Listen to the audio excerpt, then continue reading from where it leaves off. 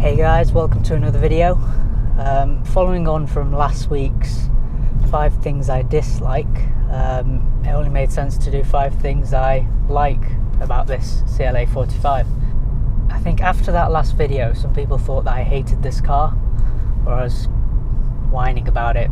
But like with everything in life, after you've owned it for a while, there are some things that are bound to annoy you. One of the things that I mentioned last week as an annoyance was the seatbelt rattle. As you've noticed right now, I haven't put the seatbelt on, and that's because someone in the comments pointed out to me that all Mercedes do have a magnetic thing attached to the side of the seat where the buckle kind of connects to, and it doesn't make a rattle. So shout out to whoever actually pointed that out. That's one less thing that annoys me about this car. Now, since I mentioned the seatbelt just before, let's talk about these seats, because they're amazing, and it's the first thing you notice when you climb into the car and before you even start the engine. They're proper Recaro racing seats. They hug you very tight in the seat. You've got these like side bolsters that stick out quite a bit, and they just stop you from rolling around as much. Audi do something similar with their diamond quilted, I don't know what they call them, but they just look very nice. However, they're an optional extra on the RS models.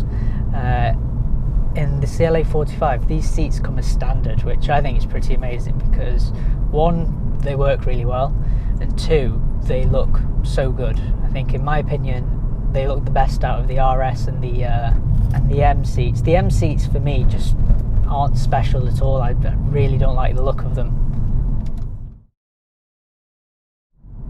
Now, the second thing that I love about this car, and one of the main reasons as to why I bought it, is the kind of sounds it makes and how enjoyable this engine is to drive when in full sport mode, manual, that kind of thing. Switch it into my individual settings, and straight away the tone of the engine is louder. It's way more responsive immediately.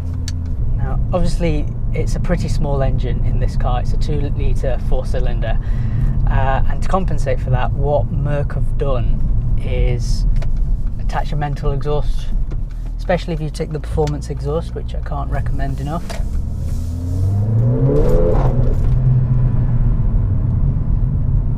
What you get from that is just more drama, and it just makes the car feel a bit more special. So all those pops, crackles, that kind of thing.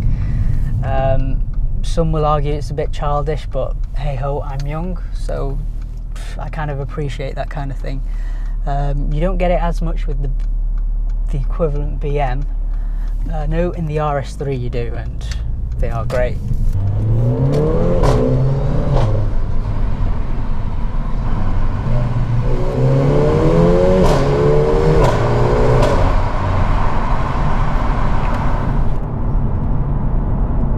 Seriously, that alone should be enough reason to buy this car.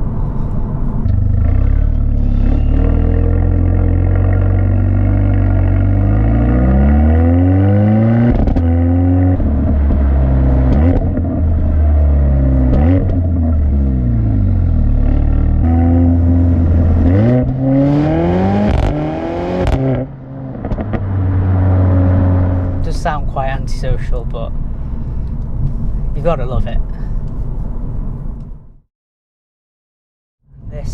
This moves me on to point number 3. This thing sticks to the road pretty damn good. It is 4-wheel drive, and in my opinion, in the UK, it's actually used once you get over 300 horsepower, because the weather's always crap and it's just the road's always damp, greasy, that kind of thing. You kind of need 4-wheel drive to actually use the full potential of the car.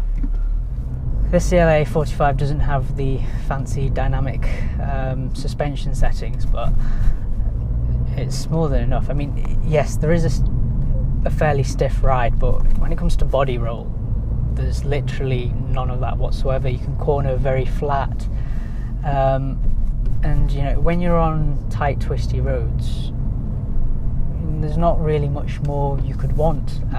It's not a really big car either. You know, some cars, you know, when you get to the supercar territory, they're actually quite big cars, and for the roads here especially, they're generally quite narrow, and it's quite stressful driving on them. But because this isn't a large car, it's actually quite fun, and it's pretty nippy to a certain degree.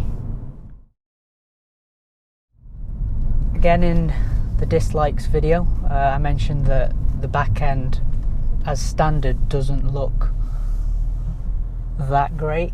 I still think a completely plain CLA 45 does look underwhelming, to be honest, but if you make the right changes, the odd tweaks here and there, which obviously I'm biased, I think that I've done that, I think this car looks absolutely stunning on the road. Obviously I've wrapped it not too long ago, and that does add to the wow factor a bit more, but how it looks right now, I can't really think of anything else or much more to do to it. And if you've got any ideas of what to do to it next, comment down below. But as it is right now, I think this car looks perfect. I did know at the start of this video, and I've forgotten. What was it?